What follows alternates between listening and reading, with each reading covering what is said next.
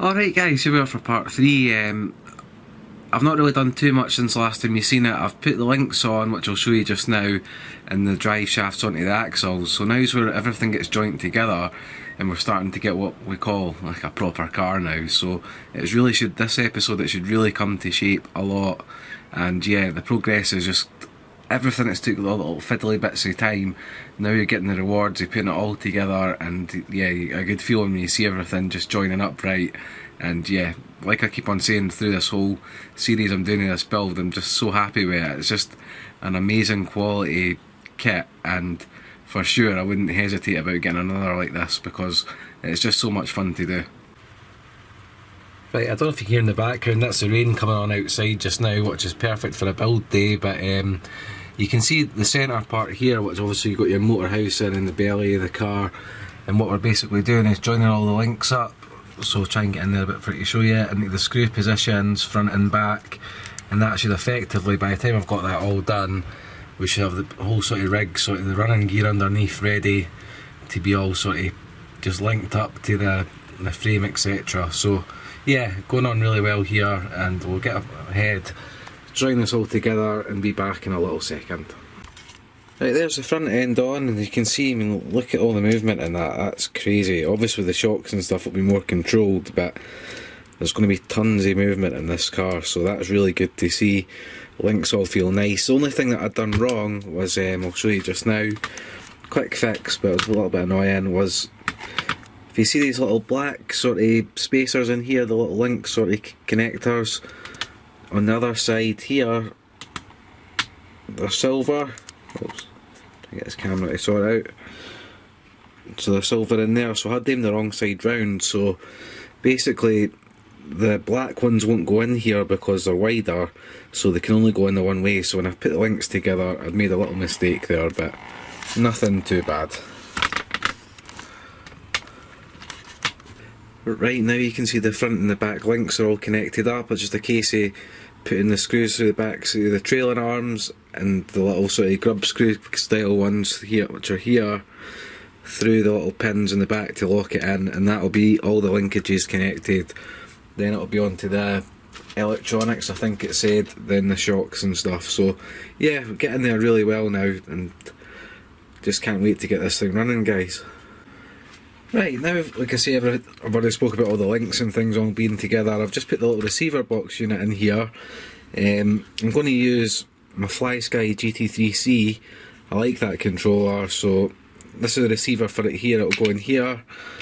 Obviously, channel 1 will be my steering, channel 2 will be my throttle, and channel 3 I'll get a toggle switch for the speed control on this. So I'll get this all wired in just now, all going well. We'll get it powered up and just literally turn everything over, make sure it's running just before I go to putting the covers on and things like that, then getting eventually the shocks and the body on. So yeah, we're really taking shape now. Right, that literally took me all of like about 30 seconds to wire that up loosely there. Everything's perfect. So obviously, like I say, channel 1's your steering, channel 2 throttle, and channel 3's your toggle. So which I've got my toggle switch preset on here. So it's going to be really loud because of this Rudug fan I've got here. I took the Spectrum one out previously and I put this on because this thing's a monster and it keeps us so cool. So hopefully you'll hear over this, but it is very loud. So there it is revving up on 4S there. So initially you can see steering's all working, throttle's working, and if I push the toggle switch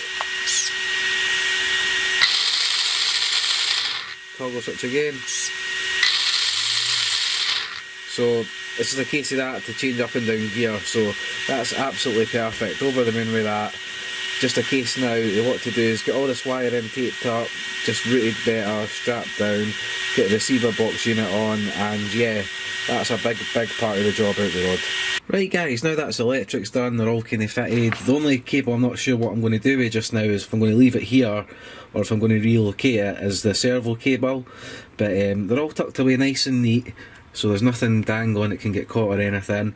And now it's just a case of getting this body, which is here, sticking it on. There's a little gap in the Lexan where the ESC goes through, and there's a couple of bolts in here, and there's several other ones just round about, which are all on the diagram here where to bolt them on. So it's pretty straightforward. That's the pack there, G9, so you stick them all in and that should be the body pretty much fitted to the car. Right guys, there we have it. Sway bar on, body on, all feeling nice. Obviously electrics have been tested, so now it's just a case of getting the shocks on. Obviously longer ones at the back, shorter ones at the front. Then after that we put the calipers etc on, then it's the tyres. Then in theory the car would be ready just to run and off I'd go, but obviously I've got the paint to do and things like that. So once I finish this video, that'll be the build over. I'll get this all finished today, and the next time you see it, it should hopefully be painted and kind of pretty much finished how I want it to be, and we'll do a sort of overview of the build, what I kind of thought about it in general, and hopefully get a nice wee run for you to watch. So yeah, right, that's the shocks on and the brake discs, which look absolutely gorgeous when you look at them. I mean, look at that, almost too nice to drive. So yeah, kit's absolutely superb. I'll stick the tyres on just now. I'm not going to glue them tonight, that's me done. I've pretty much been all day on this between this part 2 and part 3 videos that I'm uploading, so I'm going to stick the tyres on, have a think about what I'm going to paint it. Like I said, it's all operational as you've all seen when I was doing the electronic testing, and yeah, we'll get a run out soon. But I hope you enjoyed that. Absolutely fantastic build. We'll have a good proper talk about the build once we've run it and things, but overall I'll just say now I'm giving it a 10 out of 10. It was just a great experience altogether, and I'd recommend it to everybody.